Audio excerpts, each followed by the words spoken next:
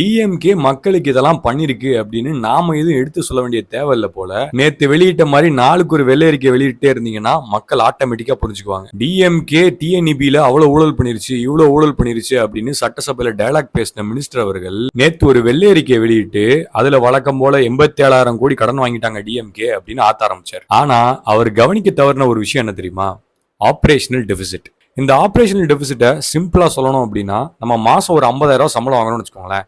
நமக்கு செலவு 60,000 ரூபாய் ஆகுது அப்படின்னா அந்த 10,000 ரூபாய் டிஃபரன்ஸ் இருக்குல்ல, அதுதான் ஆபரேஷனல் டெபிசிட். உங்களுக்கு இன்னும் தெரியல அப்படின்னா டிஎன்இபி அண்ட் டான்ஜெட்கோன்றது ஒரு லாஸ் மேக்கிங் ஆர்கனைசேஷன். அதாவது அதோட செலவுகள் வருமானத்தோட அதிகமா இருக்கு. இதை சரி பண்றதுக்காக டிஎம்கே கவர்மெண்ட் கடந்த 5 வருஷத்துல எவ்வளவோ எஃபர்ட் போட்டிருக்காங்க. அது இந்த வெள்ளை அறிக்கையில கிளீன் அண்ட் கிளியரா ப்ரூவ் ஆயிருக்கு.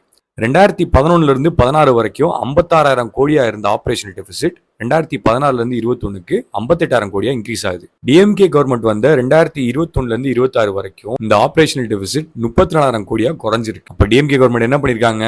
கிட்டத்தட்ட 24,000 கோடி வருவாயை அதிகமாகிட்டு இருக்காங்க டிஎன்பியை யூஸ் பண்ணி. என்ன சிஎம் சார், அப்பா கவனம் தெரிஞ்சிங்களாமே, தமிழ்நாட்டுக்கான ஒவ்வொரு நலத்திட்டத்திலையும் தெரிறாரா அப்பா? கருணாநிதி ஸ்டாலின் என்னும் நான்